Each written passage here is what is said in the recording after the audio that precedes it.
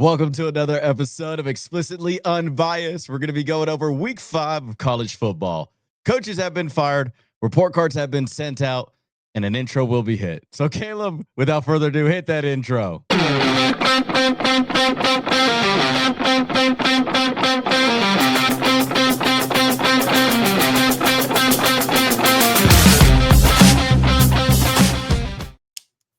One take Jake. How about that? Welcome Yeah. back to another episode of Explicitly Unbiased Friends. I'm Caleb. He's Gerardo. And we got some college football to talk about. I wasn't here for the last one. Gerardo held down the fort pretty well while I was on vacation getting my face burnt. Got a nice little sunburn on my forehead. Thank God that this camera can't show up. My iPhone certainly would. But here we are, feeling great on a Thursday morning. And let's just dive right into it. Obviously, the big topic of the day is these coaches getting fired through the week. I think it started even last week that coaches started to get canned. I could be mistaken. Yep. The But UCLA head coach kicked it yeah, all off. let's go right through the names. Most recently, Oklahoma State fired Mike Gundy.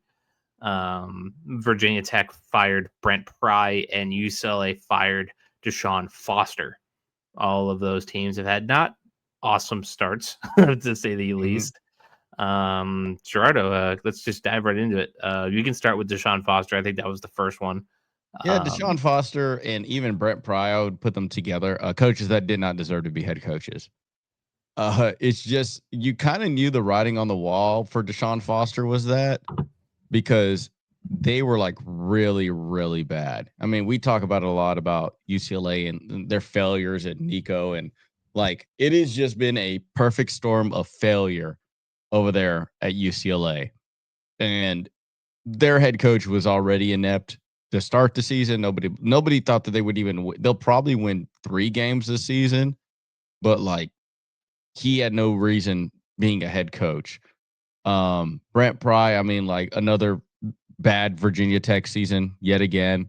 Like this is just repeating itself over and over again until they have a notable head coach hire. They're going to be behind in the ACC, especially this year. ACC is looking pretty strong, especially with Georgia Tech, Miami coming back, and also, I mean, it's weird because Clemson's still a relatively decent football team. They may Can't also win. be looking. They just can't Yeah, win.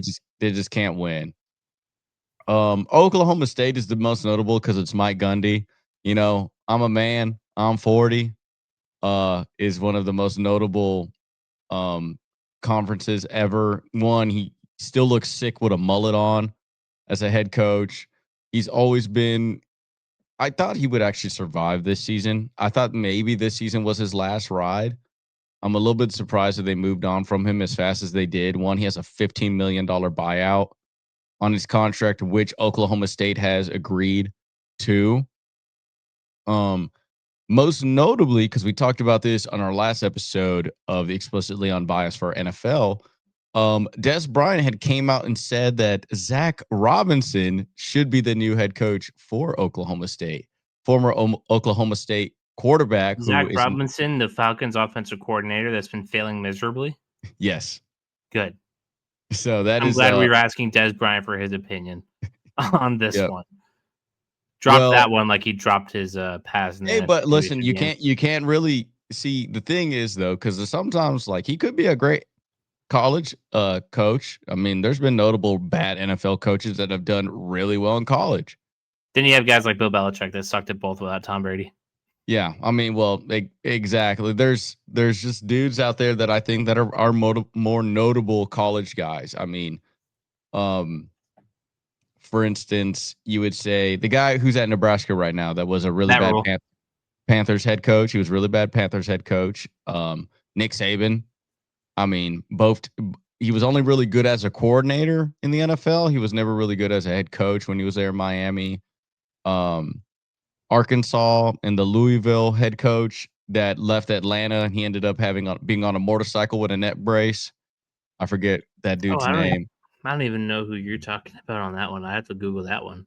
Okay, he was really good at Arkansas, and then he ended up getting caught up with a girl who had a man. He fell off a motorcycle, had a neck brace. Oh my god, it's the most notable picture. one of the most famous press conferences of all time in college football history. Bobby Petrino. Yeah, Bobby Petrino. Yep, who left the Atlanta Falcons, I believe, like in the middle of the season, and left like a note. You know how I googled that Atlanta Falcons head coach motorcycle accident. Yep. But he had the accident while he was at Arkansas. But yeah, like I think it's going to be a little bit of a different change for Oklahoma State. Mike Gundy has had unbelievably successful seasons there. I mean, most notably in the BCS era, not so much in the college football playoff era. Especially when he had, I mean, Brandon Whedon and Justin Blackman. When they had him, I believe they went what? They lost only one game that season, and they were arguing to play in the national championship that year. And I mean, freaking Justin Blackman almost had 2,000 yards receiving, and that's kind of before they started really throwing the ball all over the yard out there. And I believe that was what, the 2012 season? 2012? Standby. College. But no, I think like Mike Gundy's an unbelievably head coach. There's no way he's not going to get picked up by an organization. I think he's a good recruiter. He's always been. I think, especially for Oklahoma State. I mean, before him, it was what, Les Miles. Les Miles was a pretty decent head coach out there in Oklahoma State. It was in 2012. I think we're talking 2011 when they won the Fiesta Bowl against Stanford. Probably so then. And 2011 was what national championship was that? No, I don't think 2011, the championship was Alabama LSU. I think it was. Yeah, it was Alabama LSU. Bama won 21-0. Yeah, I think that's probably going to be it then, because that was the one where they had a really good offense, and I think that was to me that was also the worst. That's what started the playoffs, was that BCS game. That game was not good. Jordan Jefferson was a quarterback for LSU. Yep. That would be Justin Jefferson's older brother. Yep. That was, and also he was a pretty big piece of shit. He punched a chick. Blows. Yeah, he also punched a chick in the face at a bar. So how do you start 10 games and only pass for 700 yards? Yeah, I mean, it wasn't that good. Which, I mean, also Mike Gundy, the ultimate Oklahoma State guy. I mean, he played at Oklahoma State as a quarterback and was a wide receivers coach, quarterback coach, OC, QB coach, and then ended up being the head coach at Oklahoma. I mean, for 20 years straight, he has a 170-90 record. He's 12-6 in bowl games. He's won a Big 12 championship, Big 12 Coach of the Year. I mean, so you don't think it'll be too long before he finds another spot? Nah, he won't be at all. I think he 100%. There's going to be somebody's going to hire. I mean, dude, the dude was removed 2 years ago from being Big 12 Coach of the Year. It isn't like it isn't like a slow, steady decline. It's just, when you're tenured so long somewhere, and then his lack of when you're at an establishment like Oklahoma State for that long and not won a national championship or bring notable hardware for 20 years, you get into the Bo Pelini, how he was at Nebraska. You get into Jim Tressel at Ohio State, where it's we need hardware in order to keep you around. Yes, you can probably get us close to the playoffs or get us into the national championship conversation, but we need hardware. And especially with lack of any type of Heisman's in there, it's really hard for, I would say, for an institution to keep you around. And it's just unfortunate for Mike Gundy but I fully believe he's going to get hired somewhere. And he's going to be successful somewhere else. I just think that it was going to be a down year for him at Oklahoma State this year. And especially within the Big 12 still, right? Because they're still in the Big 12, Oklahoma State, still in the Big 12. I don't think so. Oklahoma. Actually, you might be right. Conference football. Yeah, Big 12. Yep. So they're still in the Big 12, and it's like you had Texas Tech, Iowa State, and Arizona State all above them this going into this year. Not a lot of people were looking at Oklahoma State like that. So I just think he's gonna 100% gonna get a job. Be like sooner rather than later. He's a good coach, a legitimately good coach. And also, bro, it's Oklahoma State. Look what we're talking about. Look how much success he brought to Oklahoma State. Oklahoma Sooners, if it wasn't for legacy, they talk about how hard it is to actually recruit to make people go to Norman, Oklahoma. You know what's even harder than that? Stillwater, Oklahoma. Like it's granted outside of like rodeoing, it's a huge rodeo school, Oklahoma State. But to bring in notable talent to go to Oklahoma State is really hard. Really, really hard. And the amount of success that he has had is very damning to what like who he is and how good of a head coach he's been and for how long he's been doing it. So I think he's going to easily find a job. And I think Oklahoma State's going to look back on this in 3 years. It's going to be hard for them to hire somebody and be like, bro, we just had Mike Gundy. Like, they definitely need like a bridge head coach, like a coach that needs to be kind of hated a little bit. And then So like, Gerard Mayo, there's your intro back to football. let's just give him like, I don't know, like give him some coordinator Adam Gase. from some winning like school or something like that. And then all of a Winning sudden school. Matt like, yeah, Patricia. You could do well. Yeah. Well, shit, no, because Ohio State actually looking nice. So it would be like some just middle of the pack something like, and just hire their OC or something like that, and then just make sure like that dude kind of sucks for 2.5 seasons, and then next thing you know, you're like, all right, let's go get Zach Robinson, and then because the follow up act is always worse. Like it's very rarely that you go from Nick Saban to Les Miles. That's hard. Like that's never usually the case. Um.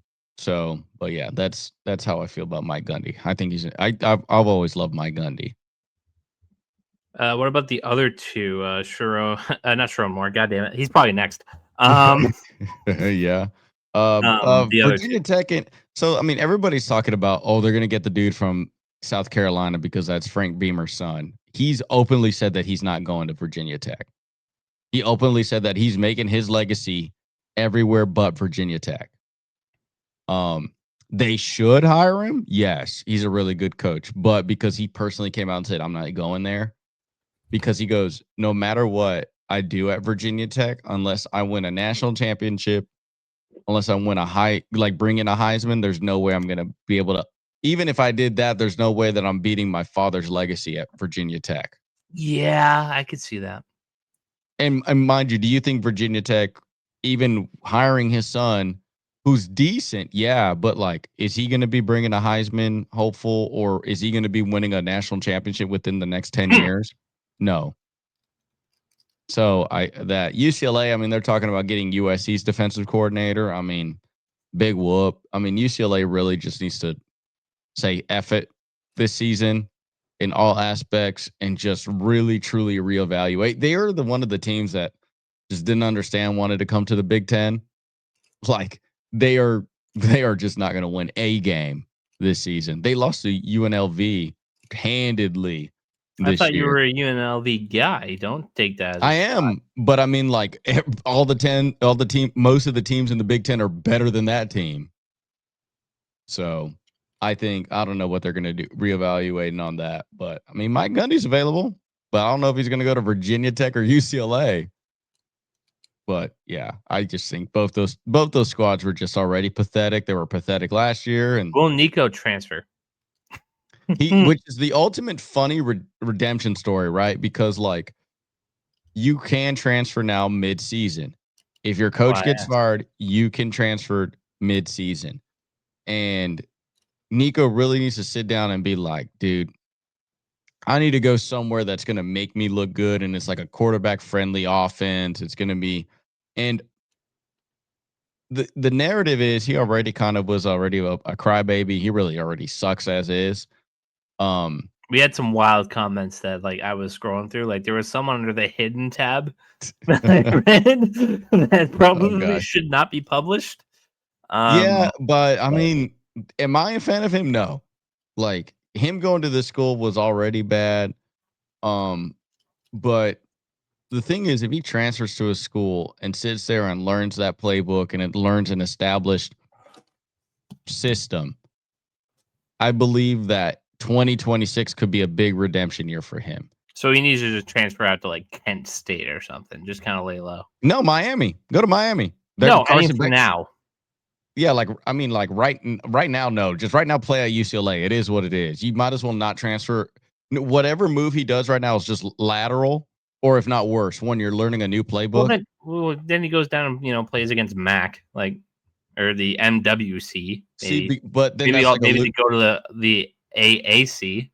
Maybe well, go then that's like D2. I think like yeah, he's not gonna win. Like if we're talking about in a positive note for him, I say, hey, just go transfer to Miami and be Carson Beck's third string. And sit there, learn that playbook. It's a really good offense. Maybe win a national championship sitting on the bench. And he has legitimate talent. Learn the playbook. You are in a very good culture right now. Embrace that culture. Learn understanding what it means and understand, like, hey, you fucked up. Right. Okay. Well, then when you are talented enough to compete with these guys, we have seen that at Tennessee. We did at times. Now, if he were to transfer to like Miami and just sit behind on the bench and fully accept, like, all right, I'm a bum. I'm stupid. I took all this, I made this big old hissy fit about all this money, and then I ended up losing some. Just sit behind that playbook, sit behind good culture, and then if have a real legitimate competition next year in Miami, and then see if you ball out. And then it's a smooth transition. You go from Cam Ward to Carson Beck to Nico. And then next thing you know, Miami is a rehabilitation center for quarterbacks. So Arch Manning 2028. No, Arch Manning's going to definitely sell insurance. I don't want to hear this anymore. I'm so absolutely done Figured with I'd throw it out there. that. Well, Okay. if Arch Manning were to go somewhere, he probably should play at Sam Houston State. The only place where he can pass. Okay. So Not lying. now we got the coaches out of the way. We talked a little bit about Nico because everybody was kind of waiting for us to give a little update on that. The clip will be there. All right. So I threw this question out there just because I'll lay it out like this. Okay. Like everybody knows if you know me. If you don't, hi. I am very much a NFL guy. Beforehand, before this year, I was watching college football in the mindset of who can my favorite NFL team, the New England Patriots, aim at taking in the draft. That was kind of my understanding of it, my base of it. And every now and then I fall into that. That old habit. And that old habit has kind of raised this question that I wanted to ask and have conversation about on this show. And that being, is there a quarterback issue in college football right now? And I say it in kind of the focus of this. We're going into the NFL draft in 2026, and I'm not quite sure who the number one quarterback is. And I feel like we're staring down the barrel of 2022, where it was, I guess, Kenny Pickett and then everything else. It could be a little closer to last year, where it was Cam Ward and a little bit of Jackson Dart, a little bit of Shadur, even though he fell all the way down. But that's my big question is like, is there a quarterback issue going on in college football right now? Like, or is this like I'm focused in on the NFL draft a little too much, and there's good quarterback play to be seen, but I'm just not super focused on it. So there's going to be multiple different things that I'm going to go over on this. The first one is it's a good talking point when it comes to the beast that is college football in comparison to what the NFL brings. You kind of have to understand that if you could be an amazing college football player and suck ass in the NFL, and like those two are not in correlation with one another. Um, for instance, there was a list that in a Facebook group that we're a part of is called Top Players in College Football History. And a lot of people got upset at me because I said Andrew Luck does not belong on that list for college football. And they're like, why? And I said, he never won a Heisman and he never won a national championship. There are other quarterbacks that outperformed him in college that deserve to be better because they were. Case Keenum, for instance, is a college football god. Like, same thing with Timmy Chang out there from like Hawaii. Like, there's Geno Smith, one of your favorites. Geno Smith was way better than Andrew Luck in college. That is without a doubt. And people are like, dude, no way. And I said, see, here's the issue is because I know you would probably be like, no, dude, Andrew Luck's way better than any of those guys. And I'd be like, NFL wise, yes, I am not having that argument. I'm having that when he played in college, every quarterback that I just listed statistically blew him out of the water in college. And had more success at that. And they did. They had a way better college career. There is absolutely nothing wrong with that. And that's why, like, there's these certain elements that you need to, like, it's such a weird thing because, like, college football people would agree with me. Like, for instance, like, Jameis Winston was a better college player than Andrew Luck. Lamar Jackson was a better player in college than Andrew Luck. You can see, like, even certain Texas Tech quarterbacks were better than him. And, like, even, for instance, like, guys that are good pros that weren't good in college, like Johnny Manziel was a better college quarterback than Andrew Luck. That's a crazy statement to anybody who just follows football and NFL football. They're like, dude, Johnny Manziel. I'm like, yeah, the dude won a Heisman. Like, and you don't understand, was in contention for back-to-back. Yeah, like people don't understand that winning a Heisman. You know how like big of an accomplishment that is. Like Andrew Luck didn't do that at all. Like he was not even close to it either. Like at times he was nominated, sure, but like there's never been a time where Andrew Luck was the best player in college football, which is crazy to think, right? Because he was just the best NFL draft prospect. And because for you would be like, bro, there's no way how is he the best NFL draft prospect, but not the best player in college? Like, and because those are two different things. Because in the NFL, it's about potential. And big statement, potential gets you fired if you're not right with potential. Guys like Anthony Richardson are high potential guys, but also really lackluster in college football success. And you kind of have to find this happy medium, as it would be. Because when it comes to quarterback play, first things first, you just need them to get reps. If they do not have reps in college, they are going to suck in the NFL. Every single quarterback that has less than 19 starts in college has failed every single time in the NFL. And it's going to be a huge concern for Arch Manning because he will not have 19 starts underneath his belt when he finishes his college career. That or he's teetering on that. But also the issue we're having in quarterback play right now in college football is one man.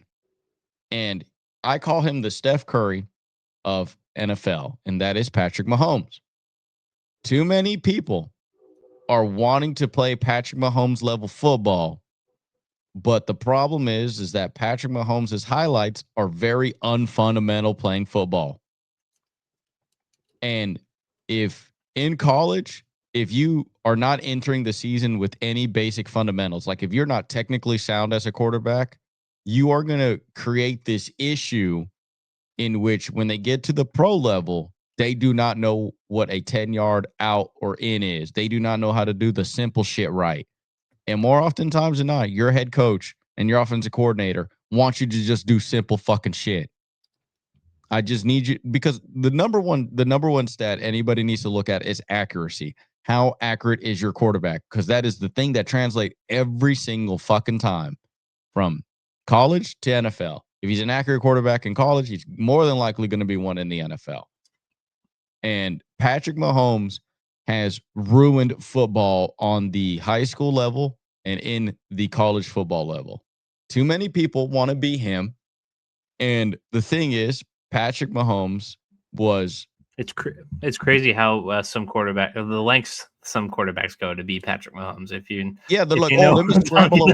Yes. I mean, Dylan Raiola is one of them. I mean, even then, like Caleb Williams too at USC was just like, when he won his Heisman, he almost won back-to-back Heismans in college football, and he was like a stud. And you're just like, when am I watching? When am I watching an actual quarterback play, and when am I just watching like hero ball? Like, and also, funny enough, who was? It's funny how everybody wants to be Patrick Mahomes and is getting praised for that, but who played like Patrick Mahomes before Patrick Mahomes played? Let me ask you this. I would say Aaron Rodgers is probably the closest, I would think. No. So we're talking about non-fundamental football that gets highlight plays. Rodgers. It would be Rodgers has fundamental tape. Like when you watch Rodgers play, there was a lot of fundamentals to it. The lack of interceptions, and also Aaron Rodgers. True for sure. But when you watch his footwork, he's doing karaoke. He's doing a lot of karaoke stuff, but his God-given arm talent is able to throw it 70 yards on a rope. He's not as athletic as Mahomes is. He's not like throwing stuff sideways and doing so that's what I mean. And all like that stuff. who was the highlight creator? And the answer was Johnny Manziel. Johnny Manziel played like Patrick Mahomes before Patrick Mahomes played like Patrick Mahomes. And Johnny Manziel, what was the number one thing that all of us said? He has no fucking fundamentals. He's just playing backyard football. He's just running around. And once one dude is not open, what does Johnny do? Run around, create all this backyard football play, and then all of a sudden a dude's open because in college, he walked so Kyler Murray could run. Honestly, and because Kyler Murray still does that in the NFL, and somehow he got like that 6-year extension. And that's what I mean is that we criticize Manziel for this type of play. Patrick Mahomes does this play, and because he's won Super Bowls, it's kind of we're okay with it. But in reality, it's not right. It's not good football. And also, funny enough, this year for the Chiefs, they don't look like they're playing any good football.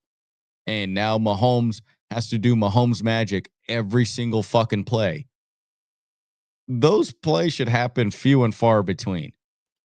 And too many people see those highlight tapes and they're thinking, oh, that's how I need to play because that's what wins me Super Bowls. No, it's actually most coaches would say, please don't fucking do this. Yeah, no, but there's a lot of NFL coaches who hop into media or whatever. I forget which one said this. It might have been, I think it was an NFL head coach. I could be wrong. But they asked them, hey, if you were going to tell a quarterback to watch tape, are you showing them Tom Brady's or are you showing them Aaron Rodgers? And they said Tom Brady's because obviously his fundamentals were crisp, clean because they had to be because Tom Brady wasn't exactly the most athletic guy ever.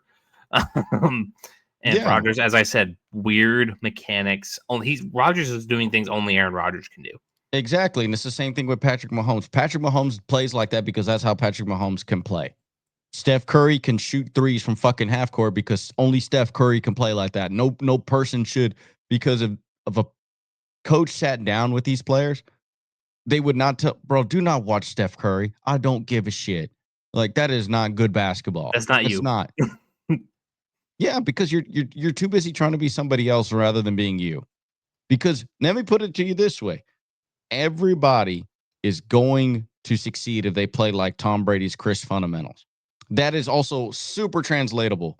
Whether you have shitty arm talent, whether you are unbelievably unathletic, or the opposite. You have the greatest arm of all time, and you run a 4.2.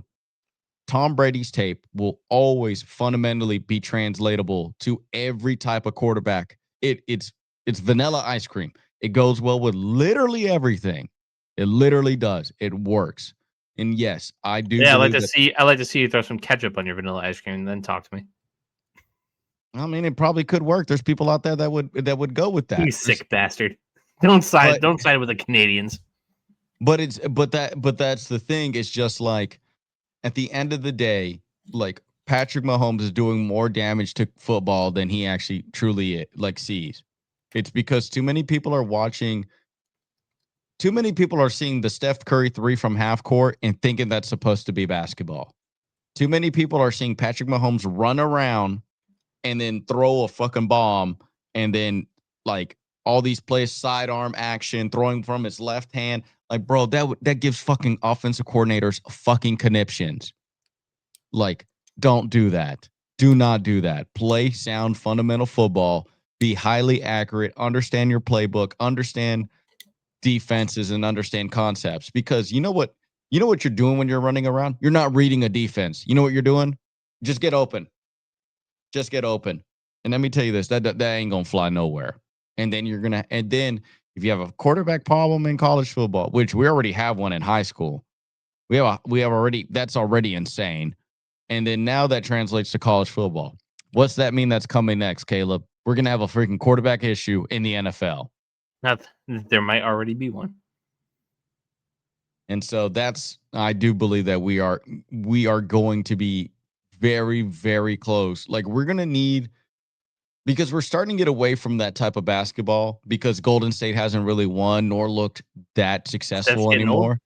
It is because that shit does get old. It's like, bro, we have all these bums trying to shoot from fucking half court. No, shut up. Like like you're not trying to be you. And eventually I think it's gonna have to take until Patrick Mahomes. I think it needs for the Chiefs to lose. Like, and they're doing a good job at it this year. I think if the Chiefs need to not go to the playoffs for back-to-back seasons, for people to be like, yeah, you see, this shit don't work. Like they need Patrick Mahomes needs to fail in order to save football. All right, that's your message to Pat Mahomes. Yep. Well, his father's doing a great job at it.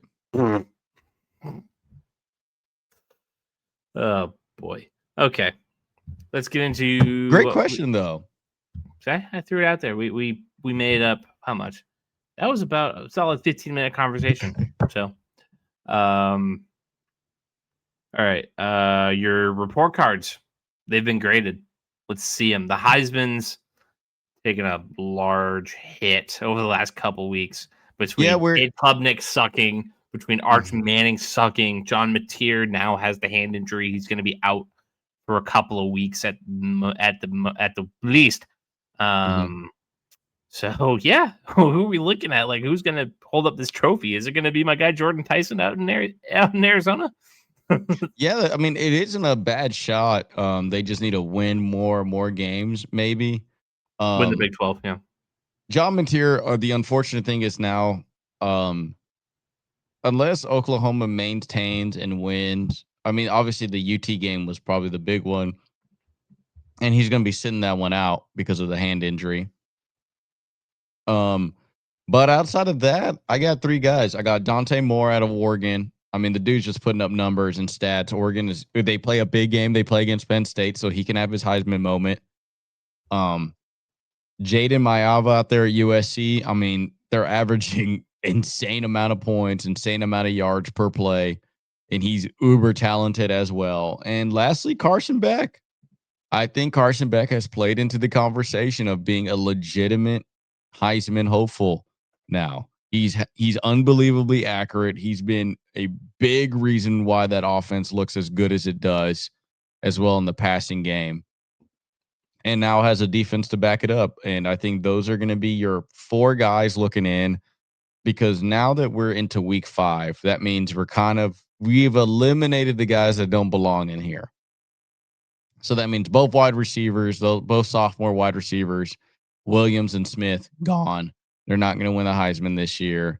Arch Manning been deleted. He fully deleted himself out of this conversation. No, he still has better odds than Sam Levitt.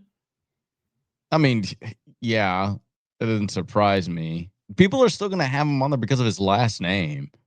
He got nothing to do with his he's talent. only plus 200 worse than Tommy Castellanos. Also not a bad shout, but Tommy Castellanos just doesn't have good stats. He just has good wins. You said that those are your top 4 looking in, but apparently DraftKings disagrees. You're missing 2 of them. Who am I missing out on? Let me see. Indiana quarterback Fernando Mendoza. He's the favorite at plus 700. Really? Well, that's because they absolutely destroyed Illinois, and he has like 14 touchdowns, no interceptions. You don't think that's sustainable? I'm not saying it's not sustainable, but it's like They got Iowa this week. That's a test. Yeah, but I think like go then ahead. they have Oregon. Ooh. Mm-hmm. They host Michigan State and UCLA. Those are both wins. Yep. At Maryland should be a win. His Heisman At moment's Penn State. Yeah, he's gonna have two notable Heisman moment like times, and it's also against good quarterbacks. He's then gonna Wisconsin and Purdue. But yeah, the next you got Iowa this week. That's a good defense. Always is a good defense. Oregon after that, it's going to be battle test, and then Penn State. 3 weeks to go before the end of the season. That's a real test as well. It was the other guy that I'm missing out on. You said I had other ones that I don't have on. Yeah, there's one more you're missing. It's an SEC quarterback. His name is Gunnar Stockton out of Georgia. Yeah. I mean, if you beat Alabama, he's going to be on that list. I still think it's John Mateers to lose, but unfortunately, even if he's going to miss time, that's the thing. It's kind of not like even when he's going to miss time. Yeah, it's going to be a little bit upsetting but he still plays in the SEC, meaning he could go to the SEC championship game and like still ball out. Like if he takes Oklahoma's a playoff team. They're right there against LSU for probably best team on that side of the SEC. But it's unfortunate because that UT game was like that. That was to me if he played the UT game, that was him winning the Heisman. They're saying he's going to be out a month. So yep, that's 4 games. Let's go through the games that he's probably going to miss, shall we? Mm-hmm. Just got to pull up Oklahoma. Standby. Gotcha. I mean, Fernando Mendoza is not a bad shout. It's just like there's no, how do I say it? When you think of Heisman, you think of like, you know what I mean? Like, like, man, he's missing a lot of important games. Yeah, it is going to be unfortunate because I know they have Penn State next week. That's going to be dog walk. The Texas game, obviously, at South Carolina, and then hosting Ole Miss. The Ole Miss game is the other second most important one. He could miss at Tennessee and at Alabama. Yeah. So let's say they maintain and they win, right? They go undefeated. Yeah. If he beats Tennessee, if he beats Alabama, it's a wrap. Like he will win the Heisman. Even with missing time. Interesting. Yeah, it all depends on what everybody else does. How many Heisman winners have missed games? I wouldn't be able to tell you that. I mean, Johnny Manziel, right? Johnny Manziel got suspended. No, that was his second. No, that was a hurricane weird issue. Yeah. Let me go. I should just have this tabbed up the way that we go back to this every single episode. But regardless of the fact, it all depends on whether or not other quarterbacks step up while he's gone. Because, for instance, if he looks like the best, meaning like his biggest thing that is against him is the fact that he's not playing. So if Dante Moore, Jaden Maiava, Carson Beck, and Fernando Mendoza all suck while he's gone, it's still his. I got a list from Google. Here we go. That says Heisman winners who have missed games. John David Crow in 1957. Okay. Charlie Ward in 1993 who sat out a game. Vinny Testaverde. Yep. Charles White in 79. Mm-hmm. They say Jason White, but just that he did not play in the NFL after winning the Heisman due to chronic injury, so he might not count. But yeah, it looks like Vinny Testaverde and Charlie Ward might have been the last 2. Yeah, I mean, if you were going to ask me which one, it's his to lose as of now. But I would. Mark Ingram missed the opening 2 games in 2010 and 2011. But I'm going to go with Dante Moore winning the Heisman at this point. I think Oregon's going to run the table. They're going to go undefeated. They're going to probably be the number 1 overall seed for the college football playoffs. He has an amazing stat line, and I think John Mateers, with this hand injury, it's unfortunate that he maybe lose out on the Heisman this way. But I got Dante Moore. I just think that he's an elite level talent. I think he's probably best athletically gifted quarterback to come out of Oregon since Marcus Mariota. If you really felt good about Mateer winning the Heisman even after missing a month, he's plus 8,000 on DraftKings.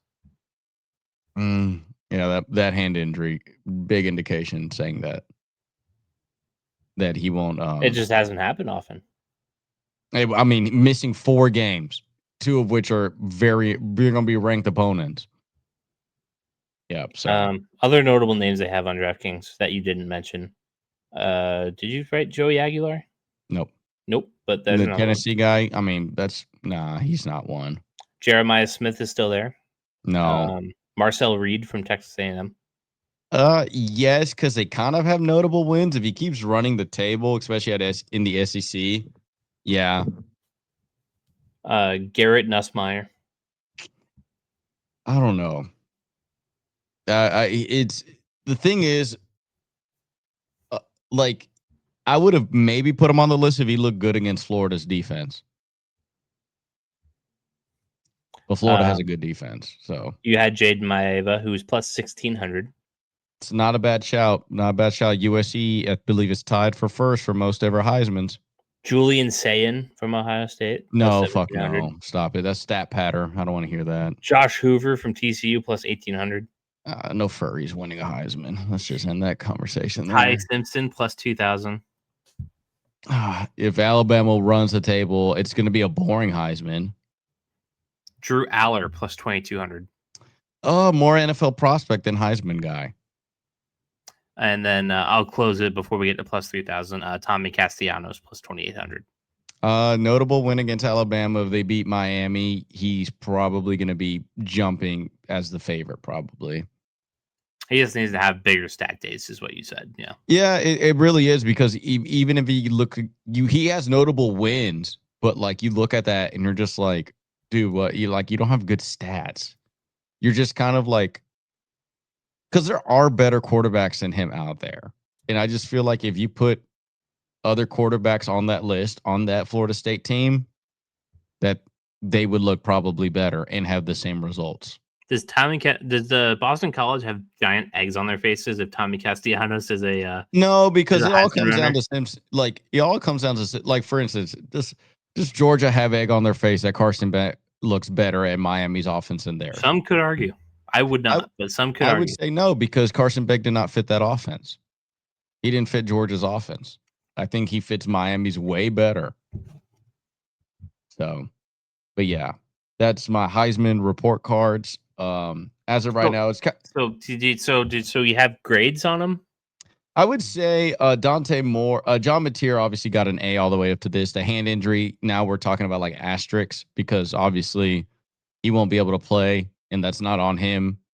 Also, him deciding to get surgery, I mean, that means he's also looking for the NFL as well too. One, I would rather you save your career for the NFL than college football. He is getting some first round grades. Dante Does he have any eligibility left to stay? I wouldn't if I was him. Okay. Dante Moore, I would give an A minus. Same, I would give Jaden an A. Carson Beck probably also an A. Because right now, the grade system that we're going into right now, it's more like we're done talking about the bums. Like they've been eliminated. There's no more conversation to really have for them, because at this point, there's no reason for, they're not going to more than likely be Heisman hopefuls. Cade Klubnik, bye. Arch Manning, bye. Like, they're not going to be in this conversation no more. But I would say all these guys, you're now looking at Heisman finalists from this point on. It would take Fernando Mendoza, like, if Indiana runs the tables, he's going to be in the conversation. I just don't see it happening. All right. Well, those are your Heisman Park cards. Let's talk about team-wise, across the nation. You got 4 teams that you have written down here that I can see that you kind of want to touch on and give a little grade to. So I'm going to let you have it. Let's just start from the top. You have Miami listed first. Yep. I think that's the number 1 team in the nation. I think Miami's unbelievably well balanced. Carson Beck brings a great consistent passing game for them. I think not Miami is an A+. I think they are the team to beat in college football right now. I Is the absolutely. U back, everybody? Oh, it is. I mean, it's the first time they won a ranked opponent since, was it? I think it was like for a hot minute, 18 years or something like that. A ranked opponent? A ranked opponent in the top 20, I believe. But they beat one. It's been a hot minute. I know that I'm trying game. to think of like those 2 years I followed you, Miami in the late tens, if they ever did it. Probably not. Yep. They're the best team in the nation, man. They're so well rounded. They are unbelievably talented. They got playmakers on both sides of the ball. I think they're really, really good. They are the team to beat right now. Up next, I got Oregon. Oregon also a very complete team. I like complete teams because that way it's less likely for mistakes to happen, especially when you come into the college football playoffs. Oregon also led by a nice quarterback with Dante Moore, Heisman hopeful that I just talked about. But they're going to be super battle tested once they get to the college football playoffs. Super battle tested. They're going to play Penn State this week, and I fully believe them winning. LSU's defense finally stepped up. The only thing is, I may want to see a little bit more out of their offense. Their defense Especially is, if Garrett Nussmeier is going to get Heisman talks like DraftKings thinks. yeah, I'm gonna need them to really start putting up points, more and more points. Like he's playing games to not lose, and I'm gonna need you to play games to win. And I like their defense; they stepped up, but ultimately, I need, and also that Clemson win ain't looking too good no more, and that kind of made them jump up that high. And Georgia's an unbelievably complete team. They got a very tough schedule right now against Alabama. They're barely favored by 3.5. Excuse me. But I think that Georgia's also a full of studs on that team too.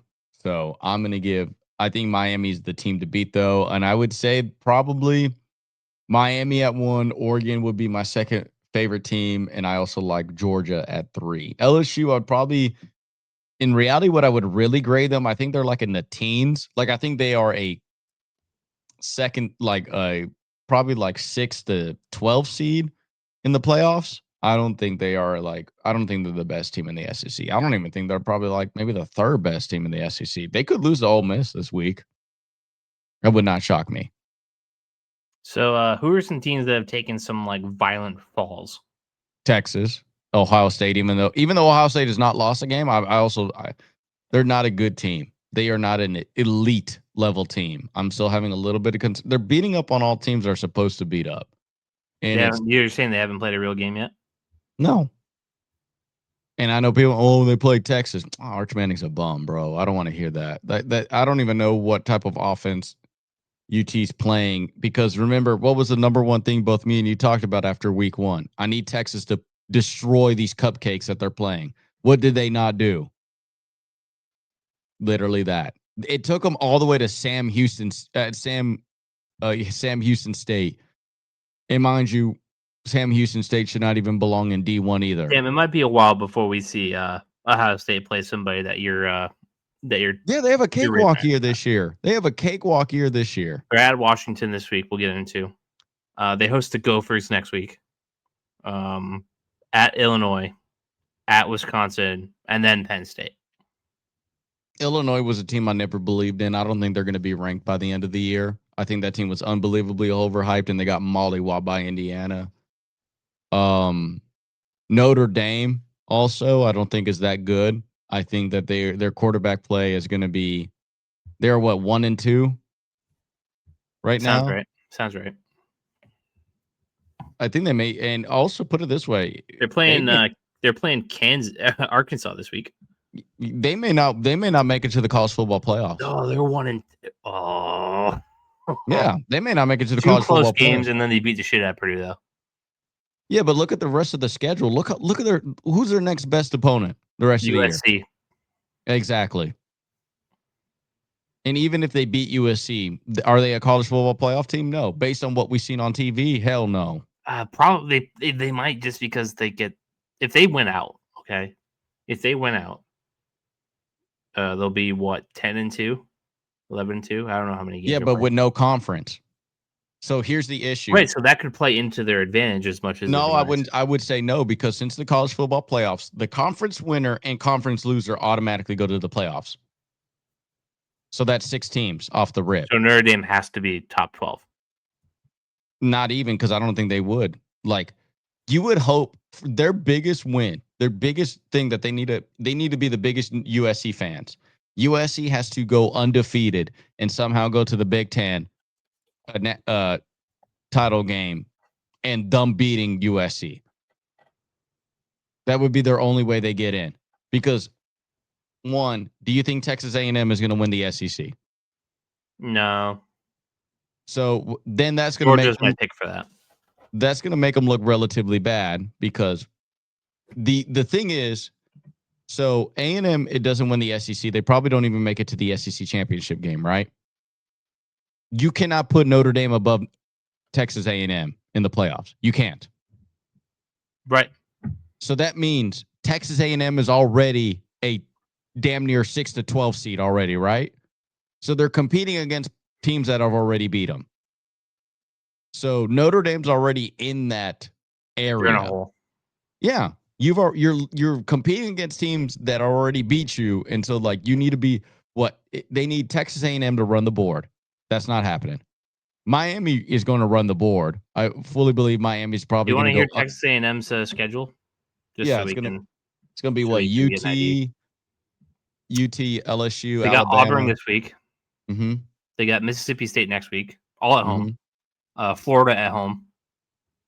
At Arkansas, where things get weird pretty regularly. At LSU, at Mizzou, versus South Carolina, versus Samford, and then they end the year at Texas. Yeah, so the problem is with that is that the end of the year they're not going to look good. They're going to get Auburn lost. could take him. Florida could take him, even if we're not feeling great about that quarterback over there. The Hogs, whatever goes on in Arkansas, it gets funky. And then put it this way: at LSU and at Mizzou. Yeah, and you're in and UT. And UT at the end of the year. And I think UT's probably going to beat them. They should out-talent them. But I don't know, that quarterback likes to keep games close. But if you look at it, yes, is A&M going to run the board and go undefeated this year? Highly unlikely. Okay, so that means they are not going to be representing the SEC West. So that means they're the third team out of the SEC at best looking out. Because in that division, in the West side, you have Texas, Alabama, LSU, Ole Miss. And then you have Texas A&M. Those are the 5 teams. Ain't no way 5 teams are making it into the college football playoffs. So let's just say we're just going to play devil's advocate. LSU wins outright because of the higher seeded team. Okay, they are representing it's going to be LSU versus Georgia in the SEC championship game. Despite the outcome, they both go to the college football playoffs. Okay, so that means UT is your third best team out of the SEC based on ranking where they're at right now. Yeah, okay. Okay, so UT would be the one to go in after them. Notre Dame is stuck between, okay, well, the college football committee is going to be like, well, do you want to put Notre Dame in? Because if we do, we have to put Texas A&M in. And they're a little down the list. Yeah. Because then you have an awkward conversation of like, the ACC has a strong conversation right now because Georgia Tech and you also have Miami is going to be guys in there that are going to be going in there. And then they are also going to be putting in, regardless of Florida State also could run the tables in that. So now you have 3 teams from the ACC that come in. We're at 6. Now imagine we're going into the Big Ten. Bro, what? We got Ohio Oregon. State, we can assume, I think. Ohio State, Oregon, Penn State. Like those are 3 off the rip, right? And then you would hope that USC somehow runs the because for now we're still in the conversation of Notre Dame getting in. You would need USC to run the table, beat all those teams, and then beat USC in order to have a conversation about going into the playoffs. I don't think it's happening. And even Notre then, Dame. Texas A&M is kicking and screaming. Exactly, because Texas A&M is going to be like, bro, you can't be put in above us. You can't. The only way is if Texas A&M, even if Texas A&M has the same record as them, or even has a one more loss, they're above Notre Dame. So what if Texas A&M loses twice? So what? Like if they because they're If they Notre had Dame, if they're 2 games under Notre Dame. so 4 losses. Yeah. Okay, so they have 4 losses by the end of the year. Then you go into now it's like, okay, now how did Notre Dame look against USC? Now we're playing that game. And then, like I said, but the ultimate conversation is what? You're getting 3 teams from the SEC this year minimum. You're getting 3 teams probably from the ACC minimum. Okay, that's 6 teams. So now we're left with 6 left. So 3 teams from the Big Ten at least. 3 teams from the Big Ten at least. So now we're at 9, and we have 3 teams left. Okay, your Big 12, you get your Big 12 Big 12 conference winner. Yep. So now we're at 2 teams left. Your at-large bid, which is going to be your whatever power 5 school you're outside of the Probably power. is who's the best Power 5 school out right now? Is it Tulane? I believe so. Power 5 football. I just pull up the top 25 rankings. What the hell am I doing?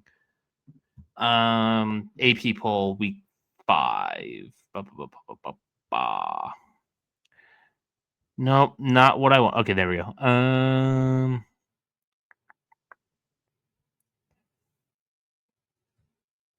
I wish I knew college football landscape better. No, it's okay. Not Vanderbilt, not Missouri, not Notre Dame, not Illinois, not TCU, BYU. Yep. The BYU because they're independent, I think, right? BYU conference. No, they're Big 12. Okay. So BYU is ranked higher than Arizona State. but put it this way also, like what if college football playoffs they also give the Big 12 loser in? It'd probably So be that means South Florida. They have the most votes.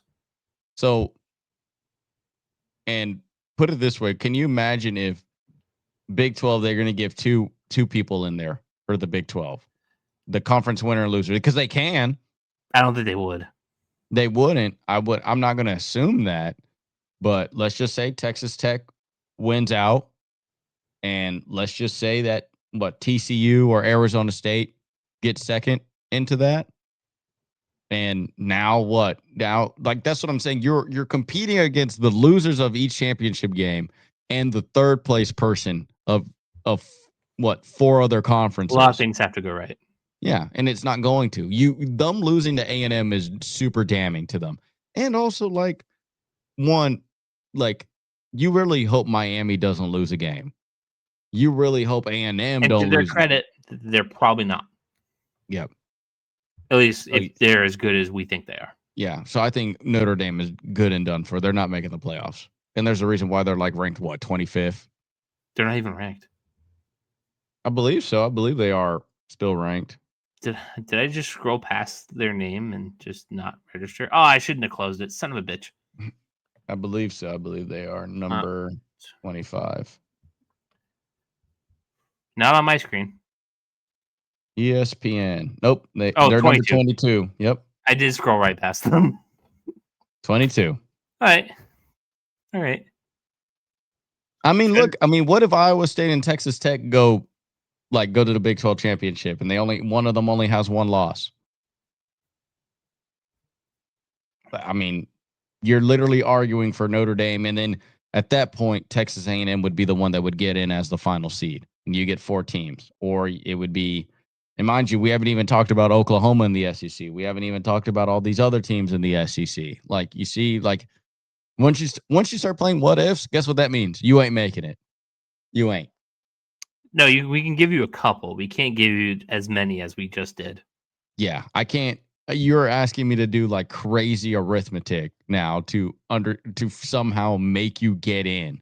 What, just because you have your NBC? Sorry, Notre Dame. You also look like bums too when you played against Ohio State. It's funny how every time Notre Dame goes to the championship, they don't know how to win. They get their ass kicked. Yeah. Yeah, what a shock. So I found our video and I found our title, Notre Dame's path to the playoff. Yeah. Notre Dame fans are gonna open that and they're just gonna be pissed. And they should be. Yeah, one, I'm sorry. First of all, you cheer for a school that you could never get into. Also, listen, I've once been to South Bend, Indiana. It's a great place to die. It's a great place to die. The town's color is beige. Big. There it is. That would be this. South Bend, Indiana is a great place to leave your grandmother in hospice and just never return. I have nothing positive to say about Notre Dame. And there's your TikTok clip. Okay. God. Okay. And mind you, that's sacrilegious because I'm a Catholic. So, but I would never go to Notre Dame. Nana, I really hope you're not watching this. She's a Catholic as well. All right, we got our featured matchups. Here we go. We got a plenty of them, Caleb. Yeah, I concocted a pretty good list, didn't I? Yeah. Oh, I mean, we're now getting into some actual good matchups now, and they're almost in order of kickoff because when I pulled up the ESPN list, they have them all in order. So we have some Friday games today, this week, obviously. Sick. First is one that I'm going to be pulling my hair out. Listen, big Arizona State guy over here. I don't have an Arizona State hat, so we're rocking the Gophers. We'll get to them in a minute. But number 24 TCU is headed to Tempe, take on the Sun Devils. The Sun Devils are unranked, but they're 3.5-point favorites against TCU, who beat the brakes off of Bill Belichick. It never gets old saying that. It never gets old. Listen, I really like what Arizona State puts together when they're playing well. That offense is super efficient. The defense, like, they love to give up big plays and really make you stress out. Also, their offensive line's still a concern for me too, man. Like I Sam told Levitt you about that when they played that directional Arizona school. I was like, bro, this is a huge concern for me. And they kept it close with Baylor, obviously. A little more stressful than they wanted it to be, but they came out with the win on the road, I do believe, in Baylor. So big jump for them. Okay, like we got punched in the face, but we're gonna keep going. They beat the shit out of North Texas, as they should have. Or not North Texas, Texas State. I apologize. They're the same thing. I take one just as seriously as I take the other. But yeah, they should beat TCU. Like, I don't think that they're that good of a team right now. And hopefully they're ranked by the end of it. But yeah, they should be. I think that maybe that loss to Mississippi State, it's gonna haunt them. Oh yeah, but I mean Mississippi State's 4-0. It's a good loss as of right now. I think it's just at the time that they lost, people still thought Mississippi State was one of the worst teams in the nation. I don't think that's the case anymore because they are 4-0. But I mean Tyson's a stud. That's receiver number one. I really think he reminds me a lot of Reggie Wayne. A lot. I think he's unbelievably talented. They have really good offensive weapons. They really do. But I would take Arizona State in this game. -3.5, I think, is a good number.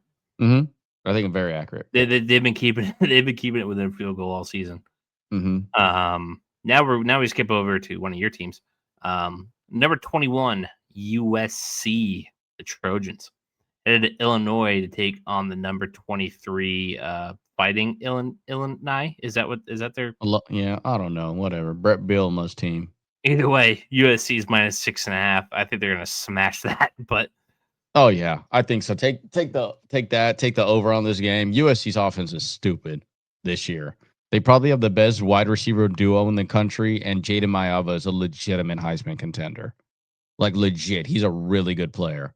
Their plays per game, they're like every offensive statistical category, and on top of that, look. I always forget their head coach's name because he's the dude who was at Oklahoma for the longest. USC's guy or Illinois' guy? USC's guy. USC head coach. It makes me upset because his name is Lincoln Riley. Lincoln Riley. Yep. I've heard that name, but as I explained, NFL guy over here. I mean, look, What was it? You had Baker Mayfield, Kyler Murray, Caleb Williams. I mean, he's made 3 Heisman winners. Um, it doesn't surprise me that if Jaden Maiava, if he keeps this up, he should be also a Heisman winner as well too. But I got USC dominating this game big time. After what I just saw Illinois against Indiana, bro, Indiana's offense is nice. They ain't USC offense nice. It's going to be a bloodbath. Mm-hmm. All right. Rutgers at Minnesota.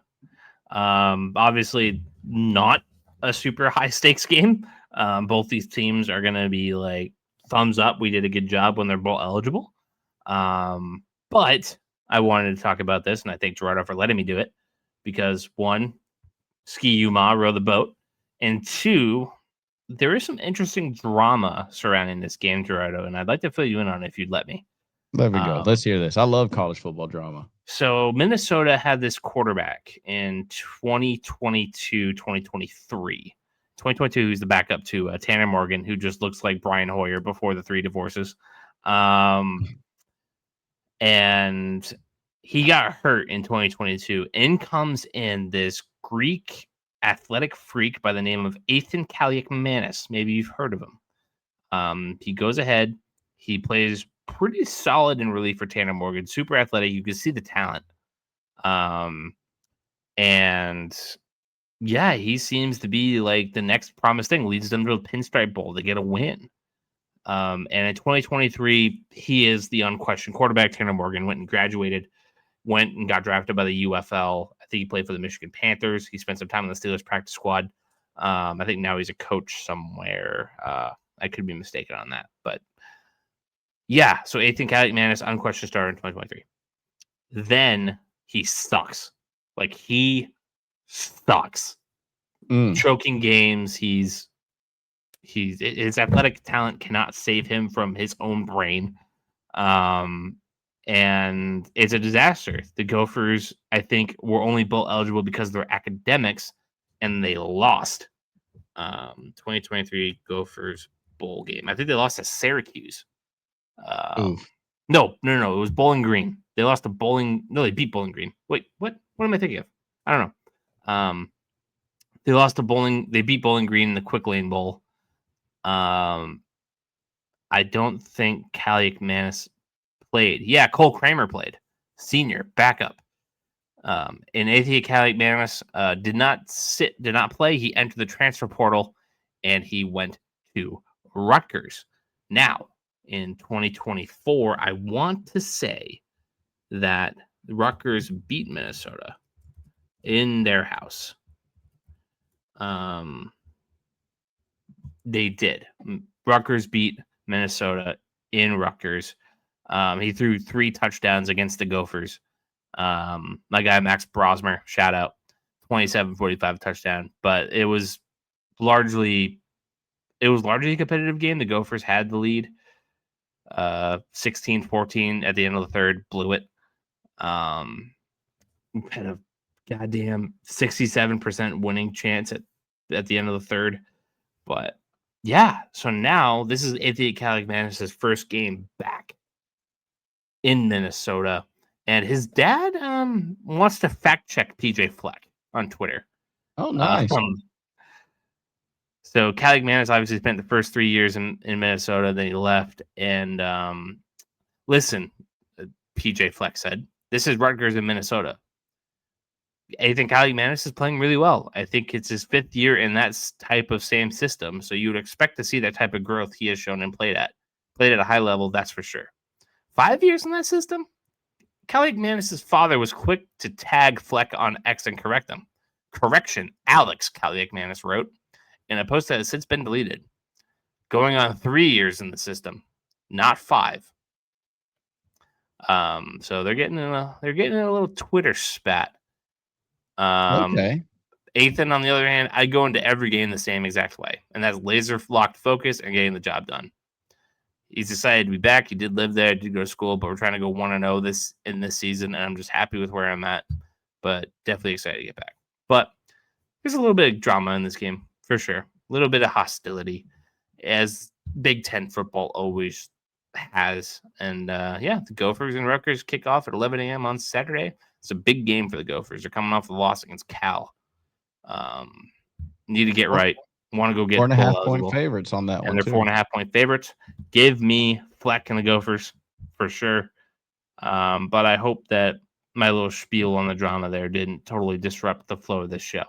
No, it's okay. I got Rutgers winning this. Can you imagine? Out of all that, it's like, yeah, but I got Rutgers. No, I mean, I do like it. I do like because you get that more so in college football than you do in the NFL. You really do. You will get Twitter beefs, because they're kids. Between And dads and coaches, apparently, too. oh yeah, also that's, I mean, yeah, 100%. It's a whole lot Nico's more. dad's obviously involved. A fucking bum too. But no, I mean, I think it's really interesting, especially somebody who doesn't follow either one of the programs like that. I do like that fact. I do like the fact that there is, because it creates more narratives, it creates more fun, it gives more skin in the game, and that's why, like, when Arizona State lost to Mississippi State, I was like, oh, Kaleb has now experienced how I much this came in shit the show sucks. ready to rip. Oh yeah, because I mean, and I told you this. Like, look, you've had ups and down years with the Patriots and whatnot, and I said Arizona State losing hurts way worse than that because you're just way more pissed. You're just like, oh, my weekend's just ruined. So, And then but the Patriots proceeded to lose week 1. oh yeah, there you go. But yeah, no, I think Minnesota should win this game. Should. Yeah, I think You would. they're hands down the better team. But A team that also should win, Ohio State and Washington. But I did say earlier on, I think pre-show, that I said that this is a trap game for Ohio State.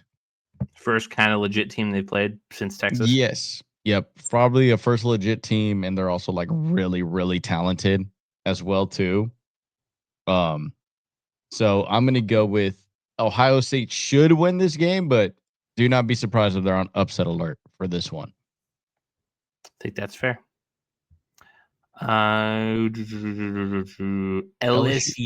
at Ole Miss. Miss is a 1.5 point favorite. Number 4 versus number 13. Ole Miss has two good quarterbacks on their squad, bro. Two good ones. It don't matter which one starts; they're both uber talented. Big This game don't storyline. start till 3:30. You can spend your morning watching Rutgers and the Gophers. The big thing, talk about drama.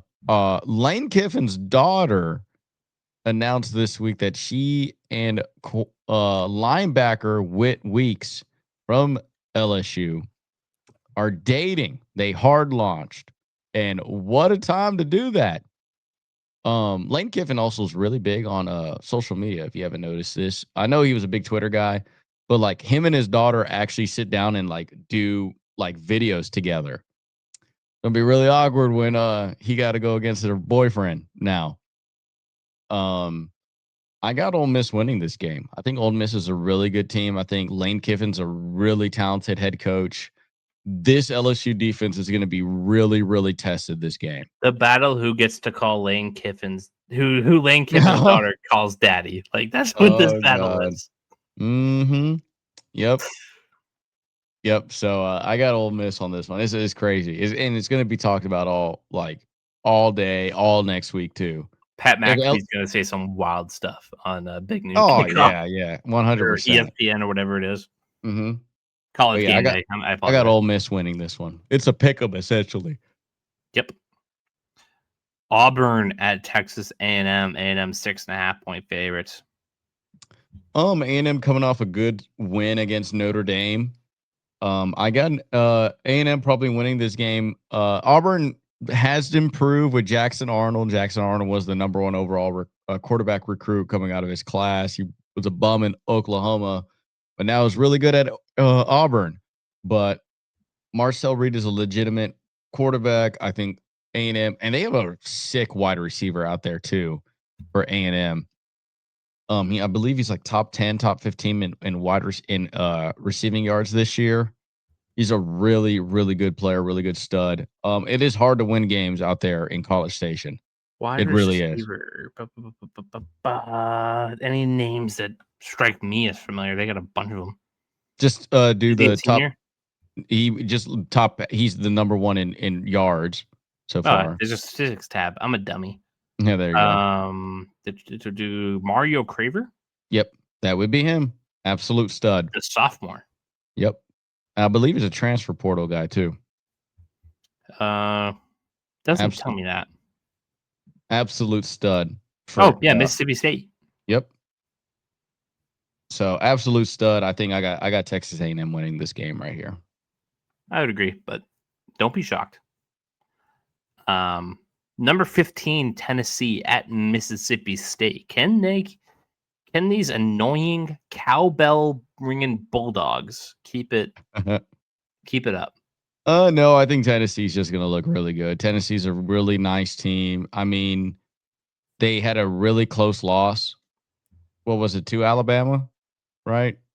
Or to Tennessee, Georgia? No, was it Georgia. Georgia? Yeah, to Georgia. Tennessee's a lot better than people think. I think they're also a top 10 team. I mean, for them to take it to Georgia, Georgia's a top 4 team. They'd be number 1 team in the nation. That wouldn't bother me. I got Tennessee winning this game, and also beating more than 7.5. I think like 14-10. I think that they're going to win by double-digit points. All right, the Cowbells do not make a factor for Tennessee. They just did Arizona State. Which is the Morgan Wallen Hardy game. This is what this is. Is the Morgan Wallen Hardy game. Morgan Wallen, big Tennessee Volunteers fan. Hardy, huge Mississippi State Bulldog fan because he's from Mississippi. I'm starting to think less of Hardy. Number 6, Oregon at number 3, Penn State. Kind of the game of the week here. Yep, I would say this is the game of the week. Penn State minus 3.5. I got Oregon winning. I don't think Penn State should be favored at all. I think Oregon's way. Oh, I've seen them blow games at home. That whiteout. Is it a whiteout game for Penn State? I do not know. I mean, also James Franklin's a fraud. So, like, is that a hot take anymore, or just people? No, that's just accurate. That's just accurate. Like, put it this way: him winning a BCS, they would still calling him a national championship. They would still call him a fraud. He's not a legitimate, like, he's like what Mike Gundy is. You know what I mean? Like, he'll get you 10 wins. Yeah, he'll get you to the playoffs, but what hardware do we have for this? You know what I mean? Yeah, you've recruited Saquon Barkley. Yeah, you got all these players. You go to Penn State. Yeah, you've had some locker room problems. What? Yeah. I mean, not the first time that happened at Penn State. But anyways, I got Oregon winning this one. Plus my Heisman hopeful Dante Moore is going to be on there. He's going to be put on display. So a lot of people are going to finally be introduced to him. Versus Drew Aller. Yep. Drew Aller, what I would say, isn't a Heisman hopeful. I would just say he's more of an NFL prospect. Right now, he's the number 1 quarterback prospect. A lot of people are starting to get really, really high on him. Because everybody else sucks. Yeah, you're kind of winning by default. But he was already getting first-round nods this year. And even last year when he was a sophomore, a lot of people already liked him back then. But I'm going to go with Oregon on this one. Upset. Hopefully he likes Gumbo because I think the Saints are calling his name. Alabama, number 17, headed to Georgia to take on the real Bulldogs. Number 6, UGA's 3.5-point favorites. I got UGA on this one. They are Kirby Smart. I think it's a really good head coach. Kellen DeBoer, I think he's still finding his footing at Alabama. I know a lot of Alabama fans miss Nick Saban, and I don't blame them. But it wouldn't surprise me if Kalen DeBoer pulls out a victory on this one. This would be a matchup where Alabama ranked 17 is also a little bit too low for me too. I think that's also relatively a top 12, top 10 team in this nation as well. It would not surprise me if they upset Georgia on this one. They've always had good games against one, like, despite whoever's the head coach at either one of them, this is always going to be a dogfight to the end. Like, this should always be like a pick 'em. Don't matter. Records go out the window. Does not matter. Like, what team has what players and whatnot. I'm going to go with Georgia on this one, maybe narrowing out a victory, but I really would not be surprised if Alabama won. I'll take Georgia pretty I don't want to say comfortably. I'm confident. But you feel more confident with them winning a game. Yeah, for sure. Like what they got going on over there, for sure. Mm-hmm. So, all right. These are our featured matchups, everybody.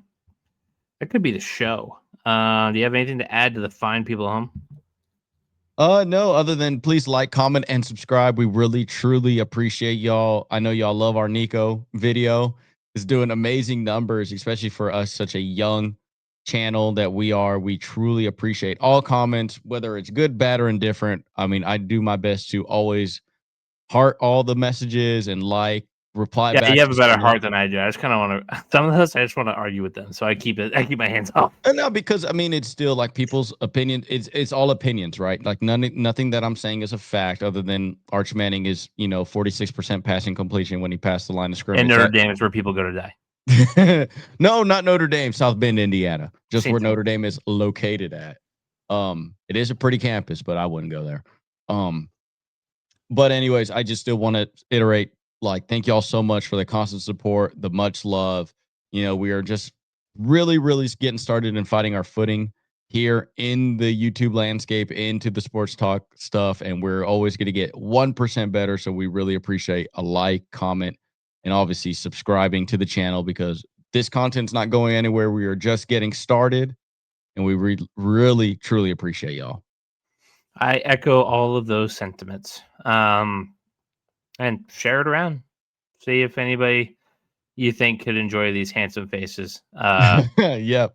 Or our Faces takes. made for radio, as your Instagram page so nicely put it. Didn't mean to put you on the spot like that. Should I play the reel? Number one joke that gets talked about. One, I've been sitting on that reel for a hot minute, and I was like, I'm posting that one today. I don't care what people say. I should have downloaded it just to throw it on the. I mean, it's not a bad reel. It's not a bad reel. It had over 10,000 views on it. It's more than any of our reels. Well, we haven't talked about Nico in a hot minute. That's why. I'm hoping this Notre Dame video could do numbers. Oh, I got it. Bait them with the path to the playoffs, and then they just get into us ripping. Yep. Hey, how does Notre Dame get to the playoffs? They don't. Thank you.